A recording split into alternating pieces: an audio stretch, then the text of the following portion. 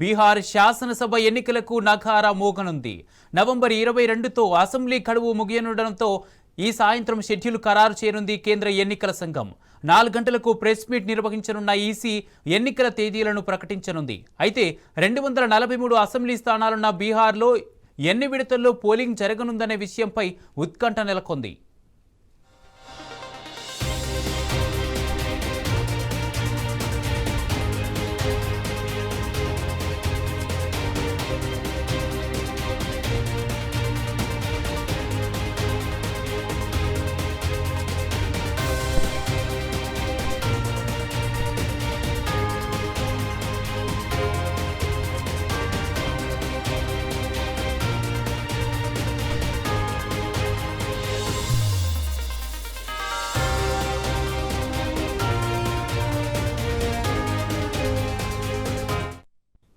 కాగా ఎన్నికల వేళ గత 2 రోజుల పాటు బీహార్లో పర్యటించింది ఎన్నికల సంఘం. రాష్ట్రంలో ఎన్నికల ఏర్పాట్లను సమీక్షించిన ఈసీ గడువులోగా ఎన్నికలు పూర్తి చేస్తామని ప్రకటించింది. బీహార్లో 7.42 కోట్ల మంది ఓటర్లు ఉన్నట్లు వెల్లడించింది.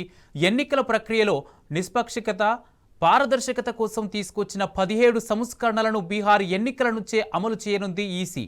వీటిలో పోలింగ్ సందర్భంగా కొన్ని, ఓట్ల లెక్కింపు సమయంలో కొన్ని అమలవుతాయి.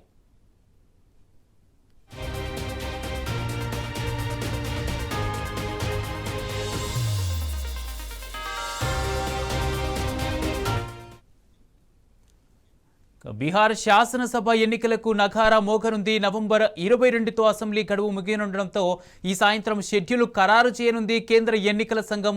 4 గంటలకు ప్రెస్ మీట్ నిర్వహించనున్న ఈసీ ఎన్నికల తేదీలను ప్రకటించనుంది. ఇదే అంశానికి సంబంధించి పూర్తి అప్డేట్స్ మా ప్రతినిధి లివిల్ లైట్ ద్వారా అందిస్తారు. లివిల్, బీహార్ అసెంబ్లీ ఎన్నికలతో పాటు ఇటు జూబ్లీహిల్స్ ఉప ఎన్నికకు సంబంధించిన షెడ్యూల్ కూడా ఖరారు చేసే అవకాశం ఉన్నట్టుగా తెలుస్తుంది ఈరోజు. దీనికి సంబంధించి పూర్తి అప్డేట్స్ ఏంటి? మరి కాసేపట్లో అంటే సాయంత్రం 4 గంటలకు ఈసీఐ మీడియా సమావేశం ఏర్పాటు చేసింది. మీడియా సమావేశంలో ప్రధానంగా బీహార్కు సంబంధించి అసెంబ్లీ ఎన్నికల షెడ్యూల్ను ప్రకటించనుంది. బీహార్ అసెంబ్లీ ఎన్నికల షెడ్యూల్తో పాటు దేశంలోని చాలా రాష్ట్రాల్లో ఉప ఎన్నికలకు సంబంధించిన అసెంబ్లీ ఉప ఎన్నికలకు సంబంధించిన వాటిపై షెడ్యూల్ కూడా ఈ షెడ్యూల్తోనే ఖరారు చేయనుంది. అయితే బీహార్లో గత 2 రోజులుగా ఈసీఐ పర్యటించి అనేక అంశాలను కూడా అక్కడ ఏజెన్సీలతో సంప్రదింపులు చేసింది. అన్ని రాజకీయ పార్టీలతో సమావేశమైంది. అన్ని రాజకీయ పార్టీలతో పాటు సెంట్రల్ అండ్ స్టేట్ నోడల్ ఆఫీసర్లతో ప్రత్యేకంగా సమావేశం ఏర్పాటు చేశారు. నోడల్ ఆఫీసర్లతో సమావేశం ఏర్పాటు చేసి ఎన్నికలను పారదర్శకంగా నిర్వహించేందుకు అన్ని ఏర్పాట్లు చేస్తున్నట్టు కూడా ఇప్పటికే ఈసీఐ ప్రకటించింది. నిన్న మీడియా సమావేశంలో పలు కీలక అంశాలను కూడా ప్రస్తావించింది. ప్రధానంగా ఈ బీహార్ ఎలక్షన్లను ఒక ఛాలెంజింగ్గా తీసుకుంటున్నాం. బీహార్ ఎలక్షన్లకు సంబంధించి ఎస్ఐఆర్ ఏదైతే ఉందో సప్లిమెంటరీ సంబంధించిన ఓటర్ జాబితా ఉందో దాన్ని సంబంధించి పూర్తిగా అన్ని పక్కా ఎవిడెన్స్తోనే ఓటర్ల జాబితాను తొలగించినట్లు కూడా నిన్న ఈసీఐ ప్రకటించింది. అయితే ఈ బీహార్ ఎలక్షన్ నుంచి కొన్ని నూతన నిబంధనలు కూడా అమల్లోకి తీసుకొస్తున్నట్లు కూడా ఈసీఐ ప్రకటించింది. ప్రధానంగా ఏదైతే ఈవీఎంలకు సంబంధించిన కౌంటింగ్ సంబంధించి 2 రౌండ్లకు ముందుగానే పోస్టల్ బ్యాలెట్ల ఓట్ల లెక్కింపు అనేది ఈసారి ఏదైతే బీహార్ రాష్ట్ర వ్యాప్తంగా కూడా అమల్లోకి తీసుకొస్తున్నట్లు కూడా ఈసీఐ ప్రకటించింది. ప్రధానంగా బీహార్ ఎన్నికలకు సంబంధించి అసెంబ్లీ ఎన్నికలకు సంబంధించి 243 అసెంబ్లీ సెగ్మెంట్లు ఉండగా ఇందులో దాదాపు 7.42 కోట్ల మంది ఓటర్లు తమ ఓటు హక్కును వినియోగించుకోనున్నారు. పూర్తిగా ఇది దాదాపు 2 లేదా 3 దశల్లో బీహార్ అసెంబ్లీ ఎన్నికలు నిర్వహించేందుకు ఈసీఐ కసరత్తు చేసింది. అయితే బీహార్కు సంబంధించి రాష్ట్రాలకు సంబంధించిన బార్డర్ చెక్పోస్ట్ దగ్గర ఇప్పటికే నిఘా పెంచింది. సాయంత్రం 4 గంటలకు ఎన్నికల షెడ్యూల్ వచ్చిన తక్షణమే బీహార్ రాష్ట్ర వ్యాప్తంగా కూడా ఎన్నికల కోడ్ అమల్లోకి వస్తుంది. అయితే ప్రధానంగా ఈవీఎంలపై గతంలో కొన్ని ఆరోపణలు వచ్చాయి. ఒక గుర్తును పోలిన గుర్తును కావచ్చు, అభ్యర్థి ఫోటో అంతా ఐడెంటిఫై చేయడానికి కష్టతరంగా ఉంది. చాలా చోట్ల చీకట్లో ఉంటున్నాయి. చీకట్లో ఉన్నప్పుడు అభ్యర్థి ఫోటోతో పాటు గుర్తు ఏదైతే అభ్యర్థికి సంబంధించిన పార్టీ గుర్తును గుర్తించడంలో కొంత కష్టతరం అవుతుంది కనుక ఖచ్చితంగా ఆ రెండింటిని కొంత ఐడెంటిఫై చేయడం ఇబ్బందికరంగా ఉంది కనుక వాటిలో మార్పులు చేయాలని చెప్పేసి కూడా ఈసీఐ భావించింది. చాలామంది అభ్యర్థనలు చేశారు. అభ్యర్థనలకు అనుగుణంగా ఈసీఐ మార్పులు చేసింది. ఈసారి ఈవీఎంలలో అభ్యర్థి ఫోటోతో పాటు పక్కనే గుర్తుంటుంది. ఆ రెండు కూడా కలర్ ఫోటోలో అచ్చు వేసే విధంగా ఈసీఐ ఇప్పటికే మార్గదర్శకాలు జారీ చేసింది.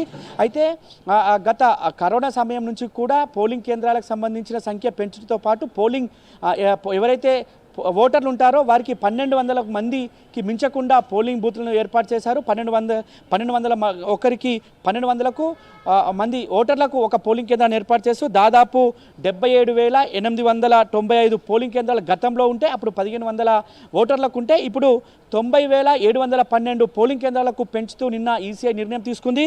పూర్తిగా ఎలాంటి అక్రమాల ఎలాంటి అవాంఛనీయ సంఘటనలు చోటు చేసుకోకుండా ఇప్పటికే అటు సెంట్రల్ ఫోర్సు పారామిలిటరీ ఫోర్స్తో పాటు కేంద్ర బలగాలకు ఇప్పటికే ఆదేశాలు జారీ చేసింది. నిన్న ప్రధానంగా ఈ సిఎస్తో పాటు బీహార్ స్టేట్ డీజీపీతో ప్రత్యేకంగా సమావేశం ఏర్పై శాంతి భద్రతలు కావచ్చు ఇతర అవాంఛనీయ సంఘటనలు జరగకుండా పకడ్బందీ భద్రత ఏర్పాట్లపై కూడా నిన్న పర్యవేక్షించారు. పూర్తిగా ఎలాంటి ఇబ్బందులు తలెత్తకుండా ఎన్నికల నిర్వహణ చేయాలి, పారదర్శకంగా ఎన్నికల నిర్వహణ చేసిన అవసరం ఉంది కనుక దీనిపై ప్రత్యేకంగా దృష్టి సారించింది. అయితే బీహార్ ఎన్నికలకు సంబంధించి ఎస్ఐఆర్ విషయంలో చాలా సందర్భాల్లో రాజకీయ పార్టీలకు సంబంధించి కొన్ని ఆరోపణలు చేస్తున్న ఈసీ అవన్నిటిని కూడా నిన్న పూర్తిగా మీడియా సమావేశంలో వెల్లడించింది. రాహుల్ గాంధీకి సంబంధించి ఏదైతే ఓటు చోరీ చేస్తున్నారో ఒక ఓటు అధికారి యాత్ర చేశారో అధికారి యాత్రకు సంబంధించి ఎలాంటి ఓటు చోరీ జరగలే, మేము చాలా సంస్కరణలు తీసుకొచ్చాం, ఇందులో అనేక అంశాలను కూడా క్రోడీకరించాం, పూర్తిగా నిష్పక్షపాతికంగా పారదర్శకంగా ఎన్నికల నిర్వహణ ఉంటుందని చెప్పేసి కూడా నిన్న స్పష్టం చేశారు.